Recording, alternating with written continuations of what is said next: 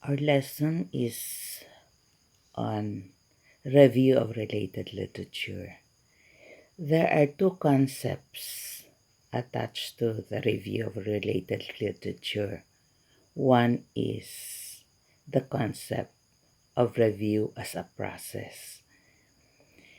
When we say process, it means going through various sources of information that relates to the topic that we are working on in research. So, this specially refers to materials which are being read. That's why it's a review of related literature. So, this refers to various literatures related to the topic we are working on, and that we are reviewing this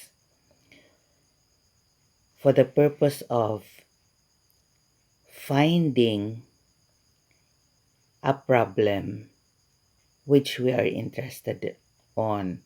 So, sa review of related literature, may problem tayo na gusto i-work out.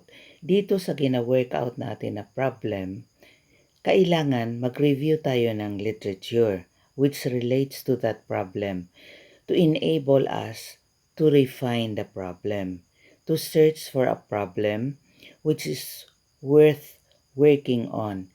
Kasi itong research problem na ito, kung hindi natin i-review ito, most likely there would be chances of duplication of other research which has been conducted in the past. Ito kasing research problem na ito, waste of time kung i-duplicate natin yung na-conduct na research other than purposely conducting it para ma-verify natin at saka ma-find out natin kung may generalizability. So, pwede i-duplicate kung ang purpose natin ito.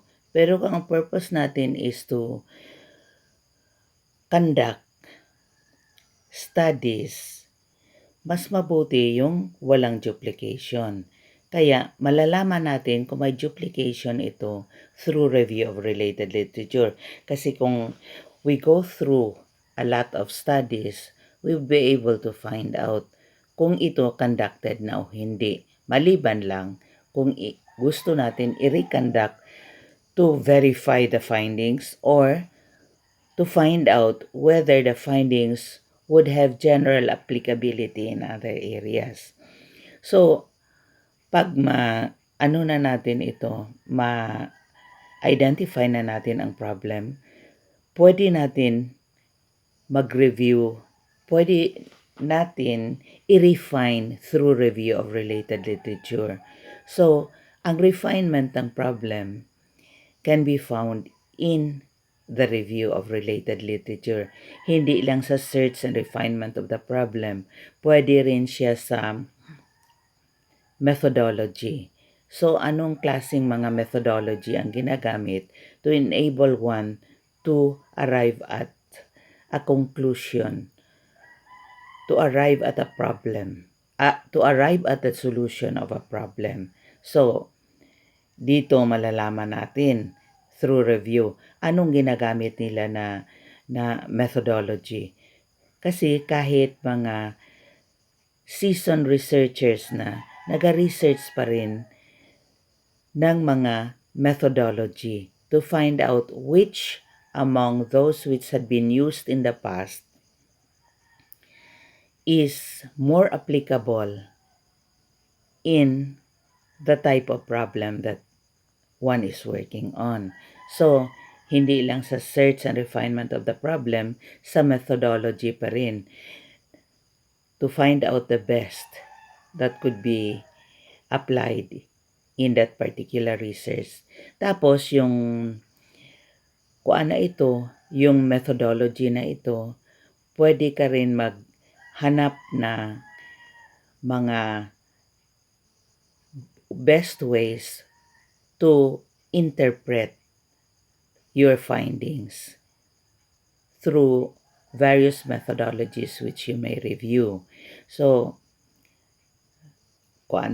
search of a problem, tapos refinement of the problem, tapos search of various methodologies and finding out which methodology would best suit your problem and more or less would give you the best interpretation that you could have in your findings whenever you would have these findings. So, ang review of related literature, ito ang ginagawa niya. Tapos, sa methodology or sa methods na ma-review mo, pwede mong ma-improve ang variables mo. Pwede kang maghanap ng other variables at saka maghanap ng meanings of variables which would apply to your study. So kung ang variables mo may specific meaning that applies to your study, ang tawag na dito sa variable mo ay construct. So ang construct, variable yan ang construct. Pero ang meaning nitong construct na ito, something special that would apply only to your study. Halimbawa, your subject matter is lactating mothers. So, ang definition mo doon sa mothers are those who are breastfeeding. So, ang special meaning ng mother sa study mo is someone who has given birth and is feeding her baby. So, yun ang tinatawag na construct. Yung special meaning na naka-attach dito sa variable na ito or sa term na ito na mag-apply lang sa studies mo. So, itong process na ito ang ginagamit natin na review of related literature para maghanap tayo ng problem, ma-refine natin ang problem, ma-improve natin ang methodology para sa applicability nito sa study natin at saka yung hindi lang sa applicability ng study, sa pag-interpret pa ng results ng study natin.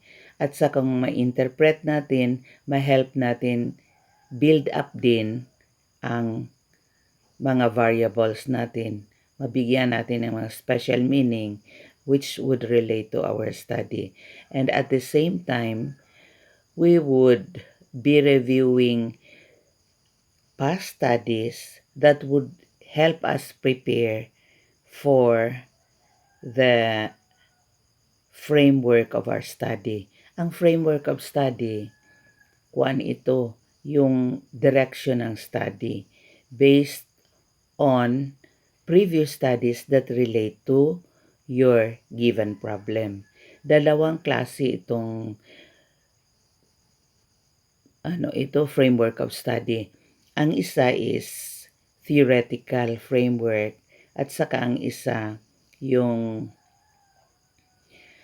conceptual framework. Ang theoretical framework, theory ang basis mo, no? Since theory ang basis mo, usually ginagamit ito sa theory generation at saka theory confirmation. So, theory generation and theory confirmation itong theoretical framework na ito. Ang conceptual framework, usually, mga concepts na involved sa study mo. How would each of these relate with each other? Paano ito sila mag-relate to one another? So, gina-explain mo ito dito sa research mo. Now, ang explanation ng relationship nila, kung minsan ginagamitan ng theory na appropriate doon sa relationship. So, kahit gamitan mo siya ng theory, pag ang theory na ito ginagamit mo lang to explain the relationship between and among variables in your study, conceptual framework pa rin ang tawag doon sa ginagamit mo na direction para sa study mo. Ngayon, itong conceptual framework, kung wala kang makita na theory na pwede mag-explain dito, pwede mong gamitin ang findings ng previous study to explain the relationship. So, usually, kadamihan itong studies na ito na ma-include mo sa review of related literature mo, nagiging foundation ito ng conceptual framework mo. Ito ang reason kung bakit ang ibang schools ginadiscard na lang nila yung isang idea ng review of related literature as a gist of readings. Ang naga-take place ay yung conceptual framework ng study or framework of the study. So, dito sa isang concept, ang isang concept is as a process. So, sa process na yun ang pinag-usapan natin. Tapos, ang isang concept na naman na naga-relate ay sa gist of readings. So, pwede nating sabihin na dalawang klase ang review of related literature. Ang isa, concept. Yung isa, gist of readings.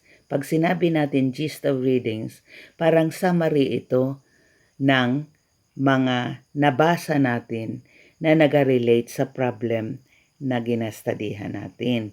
So, pag basahin natin ang different literature which will relate to the problem we are working on, and we summarize this related readings, yun ang tinatawag natin na gist of readings. At saka ito ang nagabuo ng chapter 3 ng research paper. Pero sabi ko nga, dahil sa ang related readings na ito, provide din ng framework, ang ibang schools, framework of study na lang. Kasi dito nila linalagay yung mga findings, previous findings that relate to the study. So kaya, ito ang naga-take place ng review of related literature as a gist of readings. So, kung gist of readings yan siya, summary of what you have read. Basahin mo muna ang lahat. So, dito sa after this lecture, ang review of related literature ang activity ninyo. So, mag-search kayo ng literature sa topic na gi-assign ko sa inyo. May specific topics na gi-assign ko sa mga bawat student. So, itong related topics na ito na basahin ninyo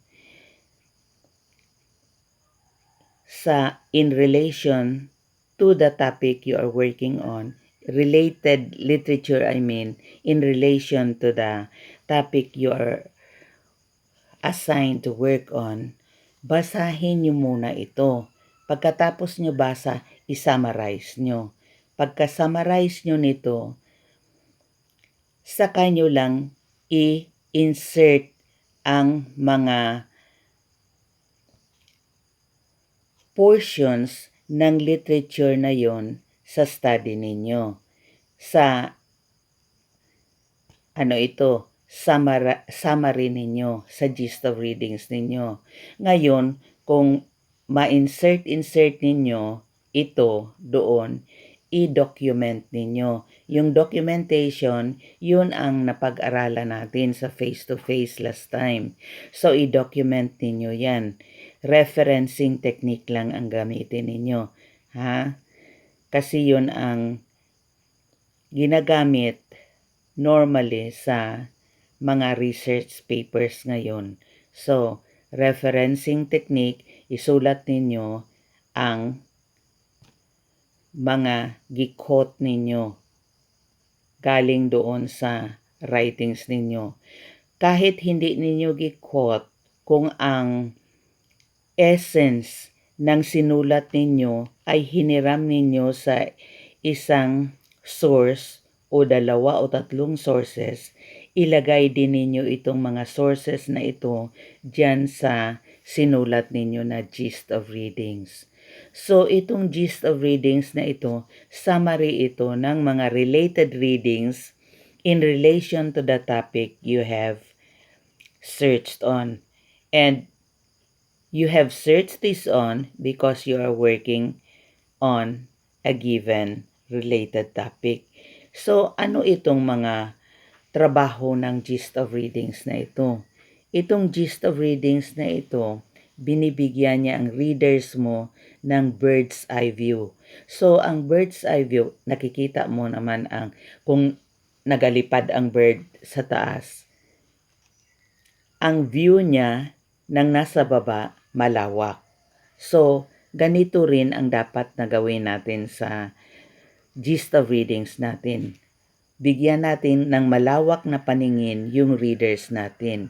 Malawak, although hindi masyado detailed. Kung gusto niya ang specific details doon sa readings mo, pwede niyang i-go through ang readings mo dahil sa binigay mo rin ang source mo.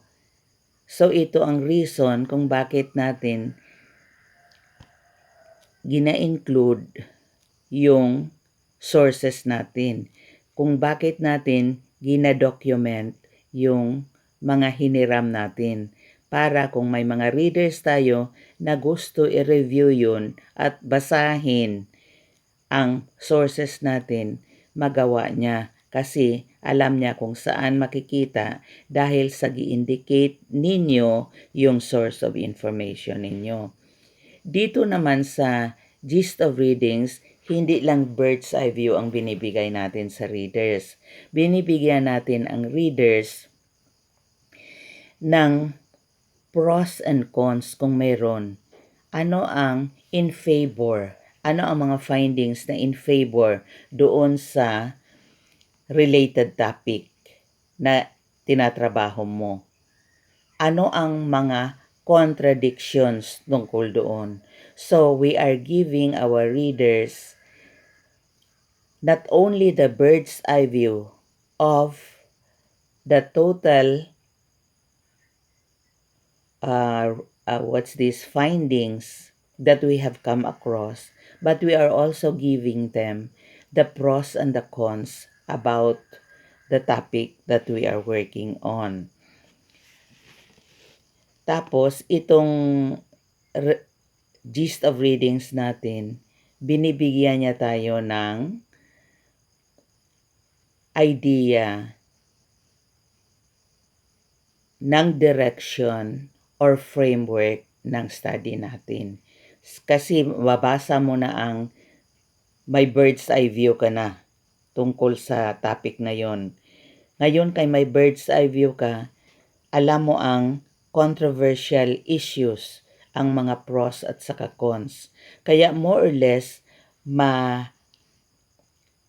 plot out mo na ang direction ng iyong study na tinatawag itong direction na ito, framework of study. So kung sulatin natin itong review of related literature, sinusulat natin ito na parang unified essay style. So sa unified essay, this consists of various paragraphs, and each paragraphs consists of related sentences. Itong related sentences has something to do with the main idea of that main paragraph, which is said to be the topic sentence. Yung total essay mo is stringed by the thesis statement. Ano ang general idea nitong sinusulat mo? Yun ang thesis statement ng inyong sinusulat. So, itong sinulat ninyo na various paragraphs that would build up the thesis statement, meron itong bawat paragraph na topic sentence. Tapos may mga supporting ideas ang bawat paragraph. So, ang isang essay, hindi binubuo lang ng isang paragraph. Maraming paragraphs yan na related to the topic. So, ito ngayon ang dapat nyong gawin, ha? So, magawa kayo ng review of related literature. Kasi mahaba ito, marami ito na basahin ninyo, tapos hanapin pa ninyo, tapos i-print ninyo yon. Kasi gusto ko i-attach ninyo sa summary ninyo yung mga sources ninyo na gi-print. At saka huwag nyong kalimutan ang sources ninyo. Kung kinuha ninyo yon sa internet, isulat ninyo ang website. Kaya kung hindi niyo nasulat ang website, isauli ko uli ito sa inyo para masulat nyo yung website. So, I hope na intindihan ninyo yung dapat ninyong gawin. Kung may mga questions kayo, pwede kayong mag-contact sa akin.